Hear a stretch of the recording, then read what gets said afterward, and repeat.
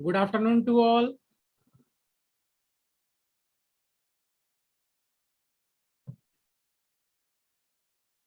So,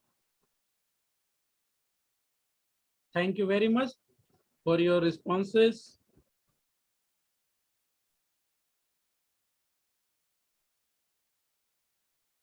We are going through chapter number 2 of political science.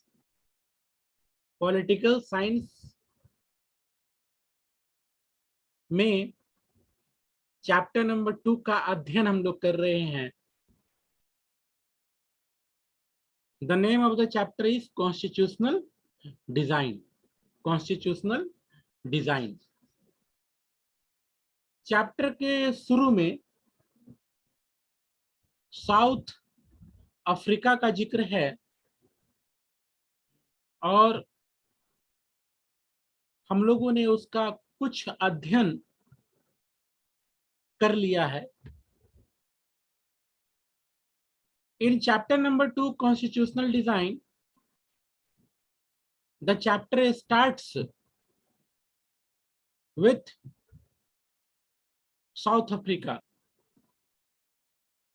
How South Africans worked for their constitution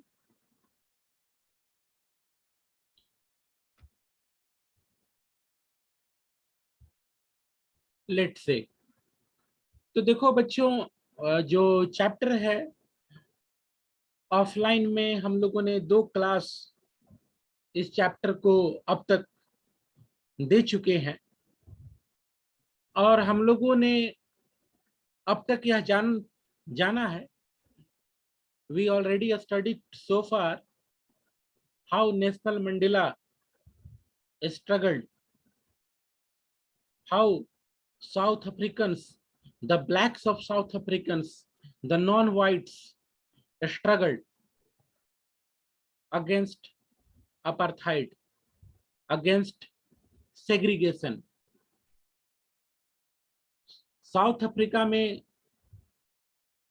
जो Europeans गए, whites गए, उन्होंने हिंदुस्तान के तरह वहां हुकूमत जमा लिया.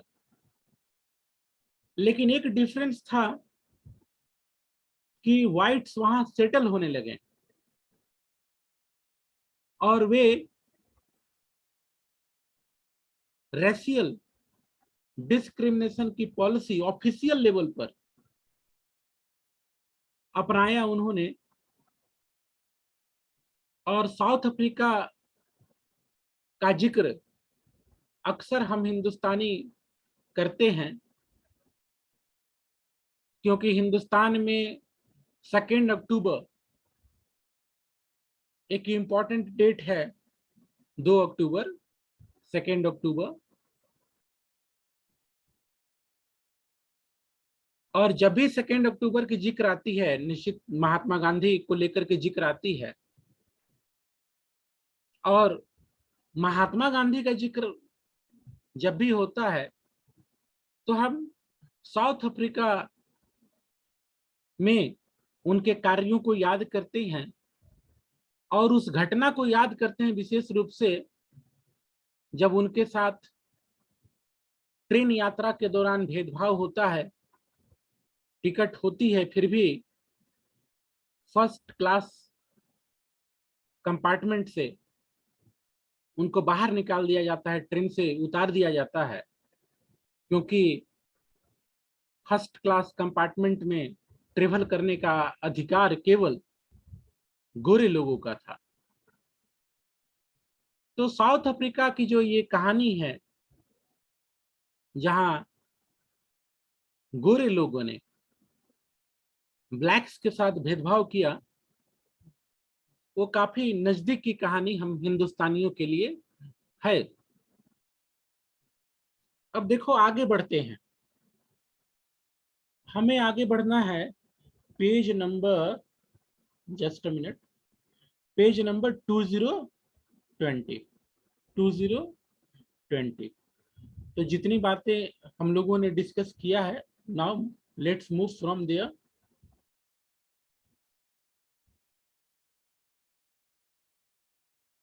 सिंस 1950, अब देखो पीछे ले जाया जा रहा है आपको, 1950, the blacks coloured and Indians fought against the apartheid system.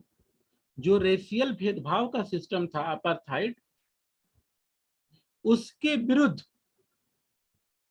जो नॉन व्हाइट्स थे, ब्लैक्स, कलर्ड, भारतीय, वे स्ट्रगल करते हैं। They launched protest marches and strikes. ये लोग विरोध में मार्च निकालते हैं कि नहीं, ऐसा नहीं होना चाहिए, भेदभाव नहीं होना चाहिए, स्ट्राइक्स करते हैं। The African National Congress was the umbrella organization that led the struggle against the policies of segregation। ये जो अलग थलग करने वाली नीति थी, भेदभाव वाली नीति थी, उसके विरुद्ध जो संघर्ष हो रहा था अफ्रीका में, उसमें इंपॉर्टेंट रोल प्ले किया अफ्रीकन नेशनल कांग्रेस। ध्यान दीजिएगा बच्चों, हिंदुस्तान में क्या था? Indian national Congress.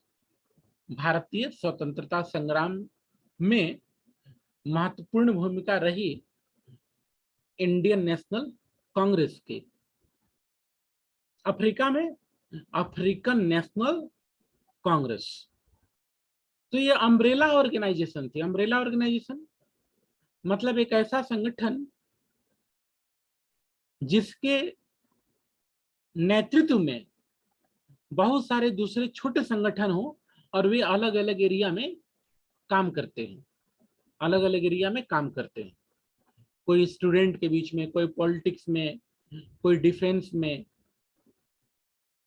कोई किसानों के बीच। तो African National Congress umbrella organisation थी। This included many workers union. ठीक है, अफ्रीकन नेशनल कांग्रेस में वर्कर यूनियंस था, communist party, many sensitive whites also joined ANC. बहुत से वैसे गोरे जो मानते थे कि नहीं, सबका एक समान अधिकार होना चाहिए, वे लोग भी अफ्रीकन नेशनल कांग्रेस से जुड़े अपार्थाइड का विरोध करने के लिए, अपार्थाइड का विरोध करने के लिए। Several countries denounced apartheid as unjust and racist. अनेक देशों ने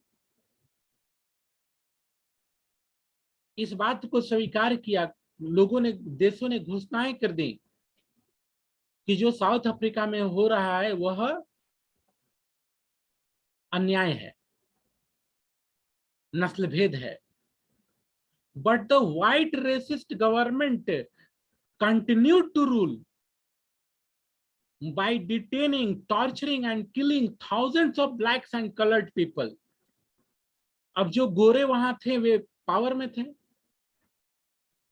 दूसरे देश साउथ अफ्रीका पर पाबंदियां लगाने लगे कि हम साउथ अफ्रीका से संबंध नहीं रखेंगे, यहाँ इक्वलिटी नहीं है। लेकिन फिर भी जो गोरे हैं वे पावर में कंटिन्यू किए, क्योंकि कुछ यूरोपियन कंट्रीज का उनको सहयोग था, वे पैसे वाले थे। तो हजारों लोगों को वहां की सरकार ने जेल में डाल दिया। नेल्सन मंडेला भी उन्हीं में से एक थे, पॉपुलर नेम थे, उनको भी जेल में डाला गया, टॉर्चर किया गया। कितनों को तो जस्टिस जुडिशियरी के द्वारा पनिशमेंट दिया गया। अब नेल्सन मंडेला ही जेल में थे, तो जुडिशियरी ने ही फैसला सुनाया कि उनको जेल भेजा जाए। तो जुडिशियरी पूरा का पूरा सिस्टम लगा हुआ था भेदभाव में। तो अनेकों लोगों की, हजारों लोगों की मौत हुई।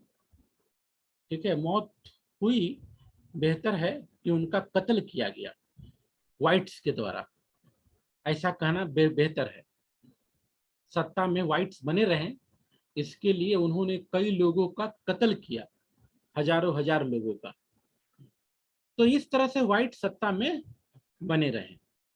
आगे देखते हैं क्या बताया गया है, कहानी ठीक है, हिस्ट्री है, बहुत सी बातें हैं। चैप्टर क्या बोल रहा है वो देखते हैं। आगे बताया जा रहा है टुवर्ड्स अ न्यू कॉन्स्टिट्यूशन। अब ये अगला टॉपिक है, हेडिंग है इस चैप्टर के अंदर, टुवर्ड्स अ न्यू कॉन्स्टिट्यूशन। ये साउथ अफ्रीका के रिलेशन में ही ये पॉइंट है, ठीक है। It is related with South Africa, ठीक है। तो चैप्टर का आधा हिस्सा लगभग साउथ अफ्रीका का जिक्र है, आधा नहीं तो कम से कम 40%, 30-40%। और फिर इंडियन कॉन्स्टिट्यूशन के बनने की कहानी हम लोग देखेंगे। टुवर्ड्स अ न्यू कॉन्स्टिट्यूशन, नए संविधान की ओर South Africa. As protest and struggle against apartheid had increased, the government realized that they could no longer keep the blacks under their rule through repression. जब स्ट्रगल तेज होने लगा, गोरों को यह बात समझ आ गई साउथ अफ्रीका के कि दमनकारी नीति से लोगों को गुलाम नहीं बना सकते, उनको कंट्रोल नहीं कर सकते। The white regime change it's policy. तो इसलिए जो व्हाइट रिजिम थी, गोरों की जो हुकूमत थी, शासन था, उसने अपना पॉलिसी चेंज किया। अंग्रेज भी ऐसा करते थे, इंडिया में भी, ठीक है। कभी साइमन कमीशन, कभी government of India act this, कभी government of India act that. कुछ कुछ बातें आप क्लास 8 में पढ़ करके आए। Similarly there also discrimination laws were repealed, ban on political parties and restriction on the media were lifted.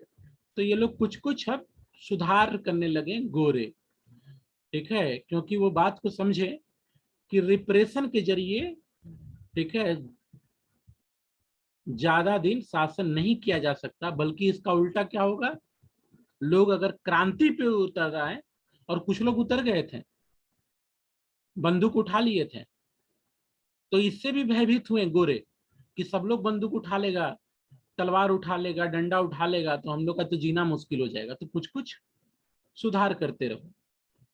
तो डिस्क्रिमिनेटरी लॉ को उन्होंने रिपेल किया, हटाया, पॉलिटिकल पार्टीज को अलाउ किया, मीडिया को फ्री हैंड दिया। After 28 years of imprisonment, Nelson Mandela walked out of the jail as a free man. 28 साल के कारावास के बाद नेल्सन मंडेला जेल से छूटते हैं। तो नेल्सन मंडेला को डर करके व्हाइट्स आजाद करते हैं, क्योंकि व्हाइट्स को लगता है एक व्यक्ति ब्लैक्स में जो हम लोग को बचा सकता है वो है नेल्सन मंडेला। और चैप्टर के शुरू में जो स्पीच है, देखो नेल्सन मंडेला एकदम बीच में खड़े हैं, जब वे बोलते हैं कि मैंने व्हाइट डोमिनेशन के विरुद्ध, और साथ में वो बोलते हैं ब्लैक डोमिनेशन के विरुद्ध भी मैं हूं, मैं इक्वेलिटी के पक्ष में हूं। नेल्सन मंडेला 28 साल के बाद जेल से बाहर आते हैं। Finally at the midnight of 26 अप्रैल 1994, बड़ा इंपॉर्टेंट ये डेट है, 26 हमारे संविधान में भी 26 इंपॉर्टेंट है। चलो चैट बॉक्स में बताओ 26 कौन सा मंथ, हमारा संविधान से बताओ, भारतीय कॉन्स्टिट्यूशन से 26 कौन सा मंथ इंपॉर्टेंट है। एक पढ़ते हो ना 26, कोई मंथ का नाम, 1950।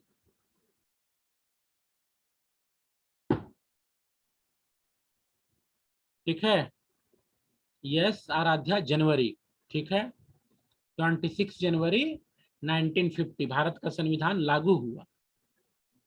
26 जो डेट है उसका जिक्र एक और आता है हमारे संविधान, मतलब इंडियन कॉन्स्टिट्यूशन की बात कर रहा हूं, कि 26 नवंबर में 1949 संविधान बनकर तैयार हुआ।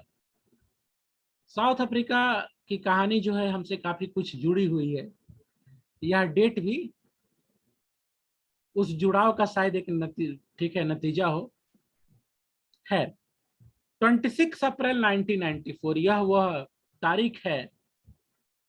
फाइनली एट मिडनाइट, ठीक है, मिडनाइट, यह टर्म भी हमने क्या तय किया?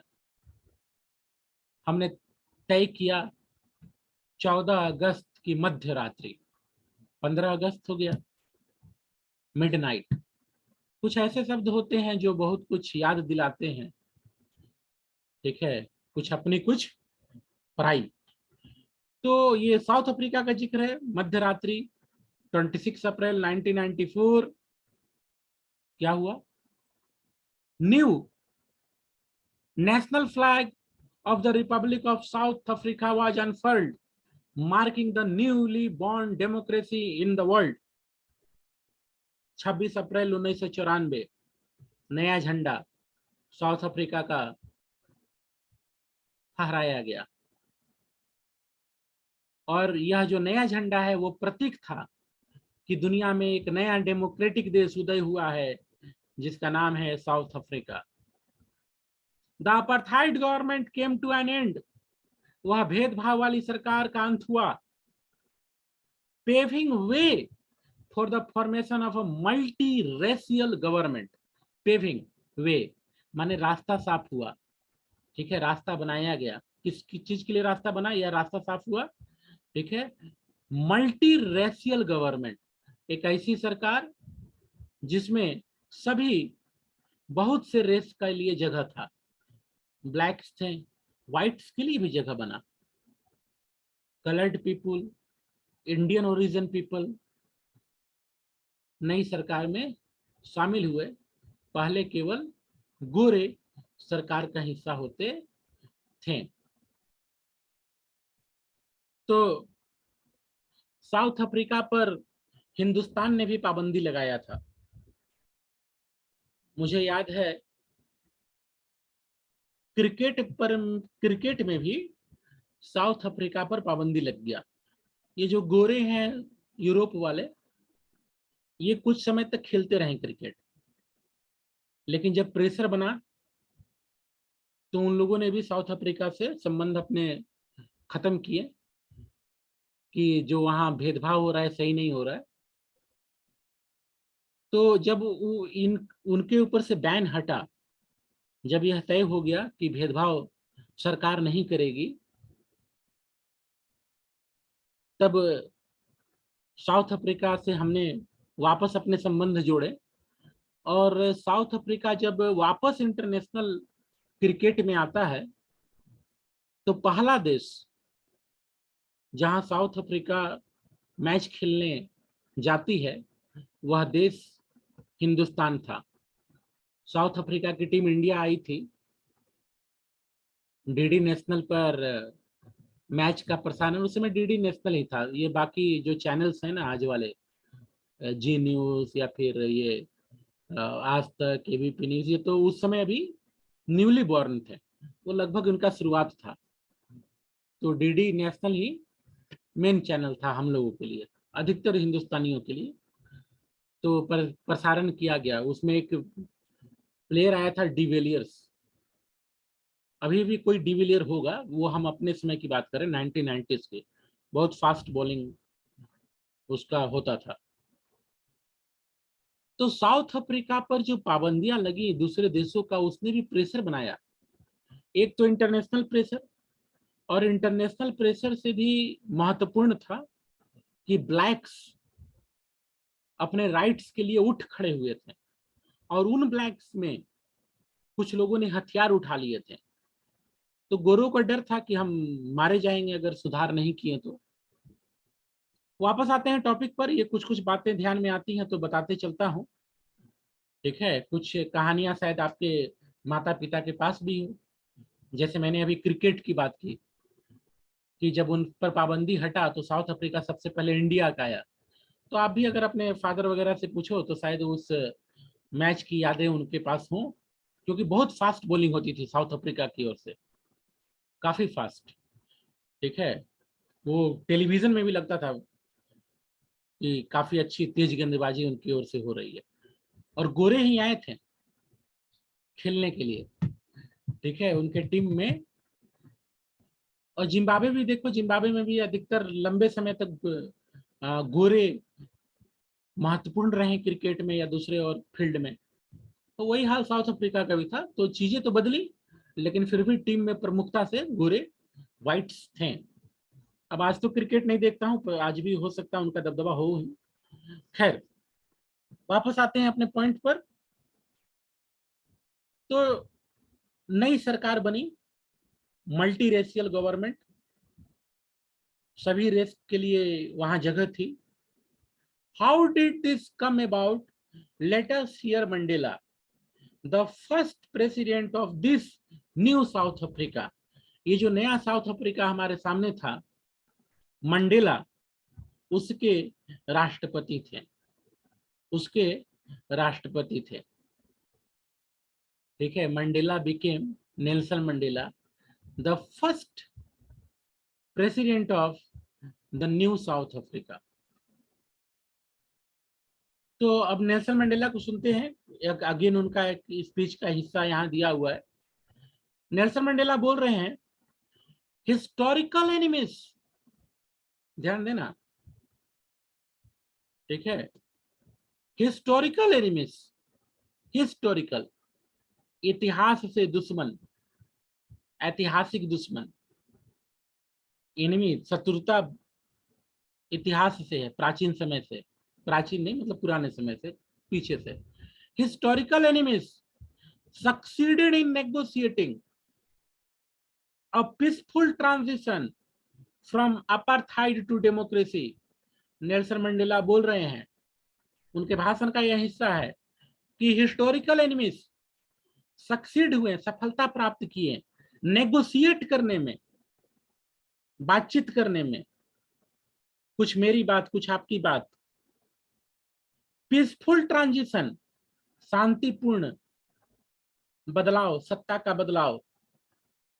अपार्थाइड, भेदभाव वाली व्यवस्था से डेमोक्रेटिक व्यवस्था, democracy.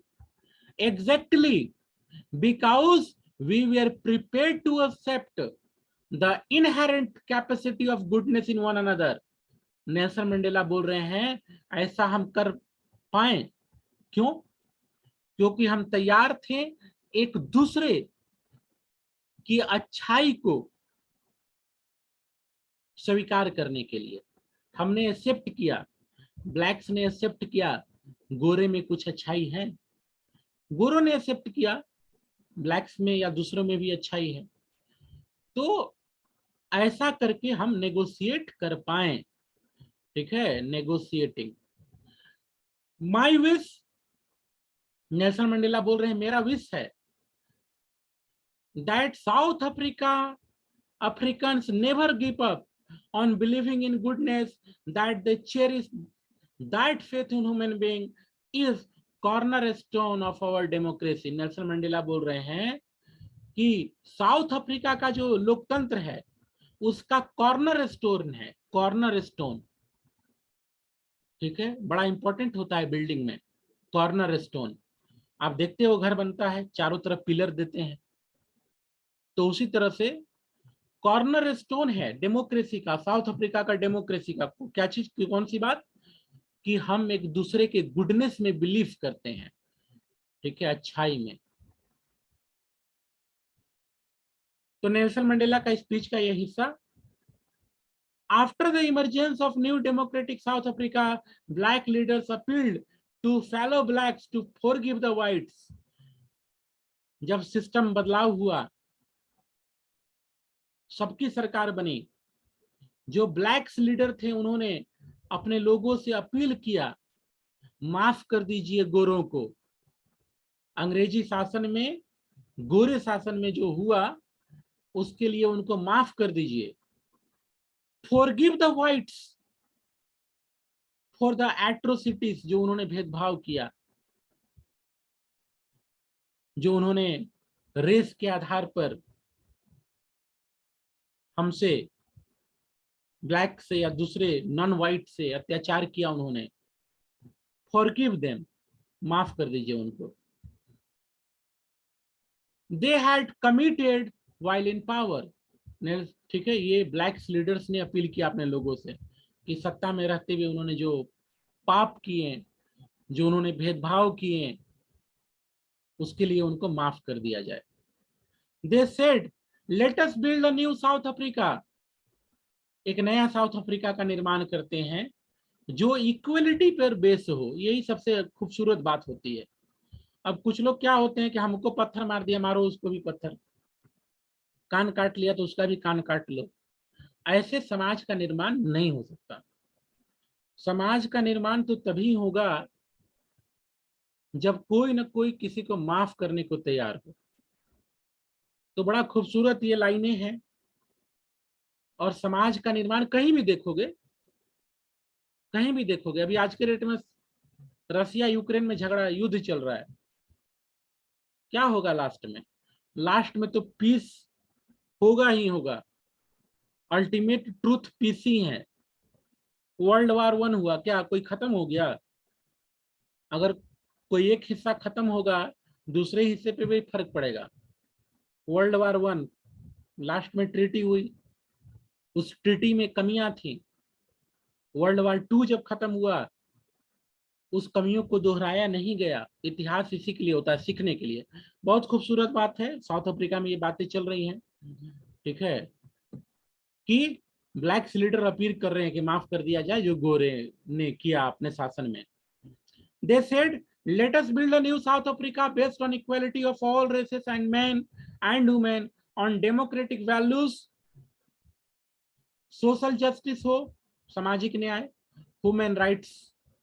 The party that ruled through oppression and brutal killings, and the party that led the freedom struggle sat together to draw up a common constitution. जिन लोगों ने जिस पार्टी की सत्ता रही गोरे के समय, अत्याचार किया उन लोगों ने, निर्दयता पूर्वक हत्याएं की गोरी सरकार ने, वह पार्टी, और जो पार्टी स्ट्रगल किया इक्वल राइट्स के लिए, अपार्थाइड के विरुद्ध, दोनों मिल बैठे, ठीक है, संविधान बनाने के लिए, for a new South Africa. After 2 years of discussion, 2 सालों तक डिस्कशन होता रहा, और इस तरह से साउथ अफ्रीका का संविधान बनकर के तैयार हुआ। One of the finest constitution the world has ever had, ऐसा माना जाता है कि जो संविधान बन करके तैयार हुआ साउथ अफ्रीका का, जब तैयार हुआ उस समय वह दुनिया का फाइनेस्ट कॉन्स्टिट्यूशन में से एक था। This constitution gave to its citizen the most extensive rights available in any country. जब साउथ अफ्रीका का संविधान बना और उसमें जो अधिकार दिए गए, वैसे अधिकार दुनिया के दूसरे संविधान में नहीं थे। हमारे अपने देश के संविधान में भी कुछ वैसे राइट्स हैं जो नहीं थे, बाद में चल करके वो एस्टैब्लिश होते गए। जैसे राइट टू प्राइवेसी, आपने क्लास 8 पढ़ा, क्लास 8 में चैप्टर है, चैप्टर नंबर 17, वहां right to privacy. Right to education देखो, आज के डेट में हमारे संविधान का हिस्सा है राइट टू एजुकेशन, पर जब संविधान बना था उस समय क्लियरली उसको डिमार्केट नहीं किया गया था, क्लियरली उसको लोकेट नहीं किया गया था, ठीक है। बाद में चल करके right to education, right to information. तो ऐसे कुछ अधिकार अगर देखें तो साउथ अफ्रीका का जब संविधान बना तो वहां वो था।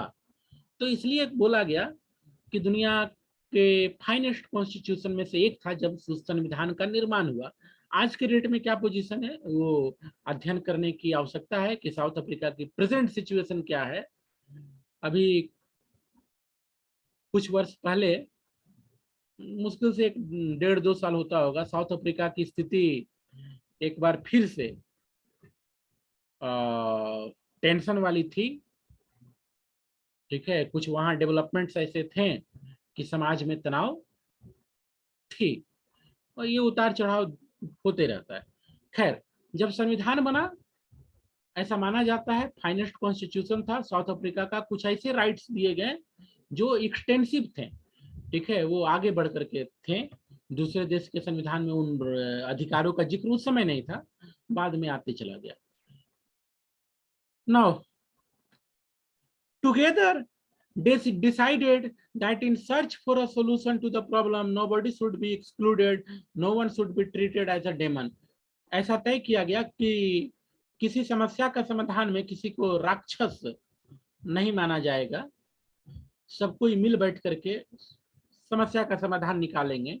They agreed that everybody should become a part of the solution, whatever they might have done or represented in the past. ऐसा तय किया गया कि पास्ट में जो भी भूमिका रही हो जिसकी भी, उसको निगलेक्ट करते हुए अगर आगे कोई समस्या आएगी तो सब मिल करके सोल्यूशन निकालेंगे। The preamble to the South Africa constitution sums up this spirit. देखो ध्यान देना, जो साउथ अफ्रीका का संविधान का प्रियम्बल है, प्रियम्बल हमारा संविधान में भी प्रियम्बल है, अमेरिकन कॉन्स्टिट्यूशन में भी प्रियम्बल है, तो जितना भी रिटन कॉन्स्टिट्यूशन आप देखोगे अधिकतर, कोई एक्सेप्शन होगा तो बात अलग होगी, प्रियम्बल मिलेगा। क्लास 7 में आपने प्रियम्बल पढ़ा, 8 में पढ़ा we the people of India, ये हमारा संविधान का प्रियम्बल है। तो साउथ अफ्रीका का संविधान का प्रियम्बल भी हम देखेंगे तो उसमें स्पिरिट आपको देखने को मिलेगा। ये जो स्पिरिट है, मिल बैठ करके समस्या का समाधान निकालेंगे, अतीत में किसी ने कुछ किया उसको भूल करके हम आगे बढ़ेंगे, ये स्पिरिट है, ठीक है, प्रियम्बल की South African constitution. Now moving to the next page, अगला पेज पलट लो, पेज बदल लो, पेज नंबर 21। ये मेरे अनुसार, आपका किताब अगर पुराना होगा तो पेज ठीक है कुछ आगे पीछे आगे ही होगा, 21 के बाद ही नंबर होगा पुरानी किताब में। किताब नहीं होगी तो पेज नंबर 21। बढ़ते हैं आगे।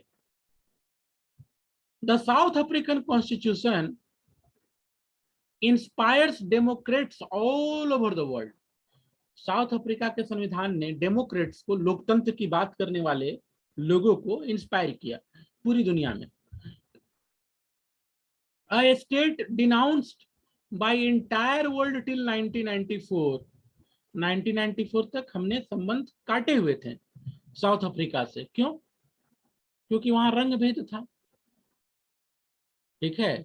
हालांकि जब ये तय हो गया कि रंग भेद नहीं रहेगा तो 1994 के कुछ पहले से भी कुछ देशों ने संबंध बनाने वापस शुरू कर दिए थे कि चलो ठीक है, जो गोरी हुकूमत है वो कुछ सुधार कर रहे हैं, so we can reestablish our relation with South Africa, ठीक है। खैर, लेकिन यहाँ 1994 का तो कुछ देश पहले से भी संबंध वापस बनाना शुरू कर चुके थे, क्योंकि जो गोरे थे कुछ कुछ कदम उठाना शुरू कर दिए।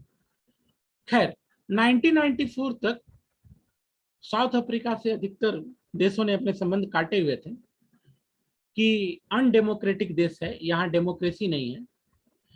अब वही देश साउथ अफ्रीका आदर्श के रूप में सामने खड़ा था because of its constitution.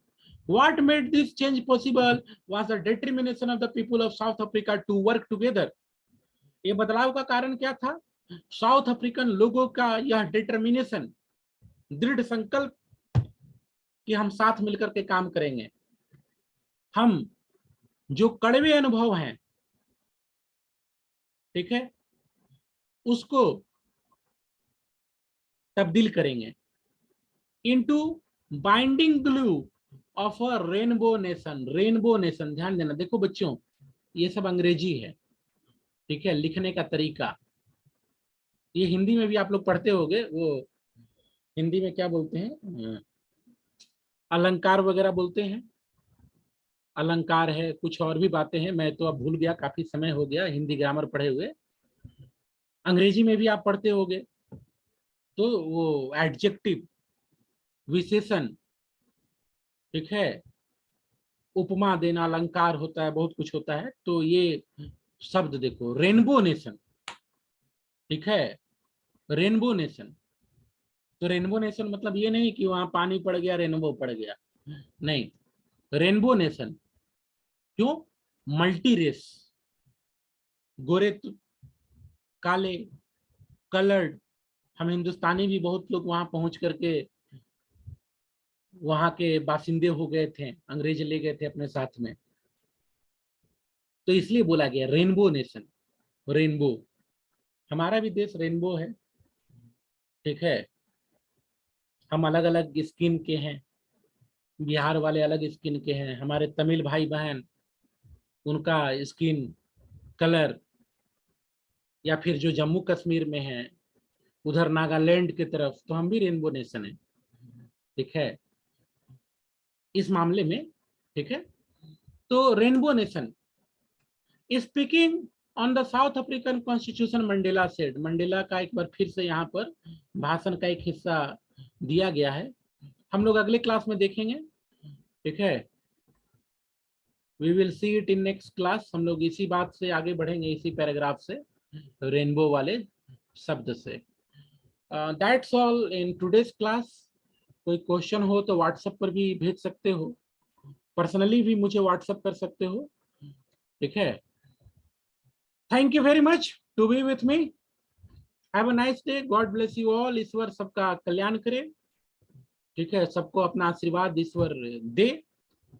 With these words, thank you very much.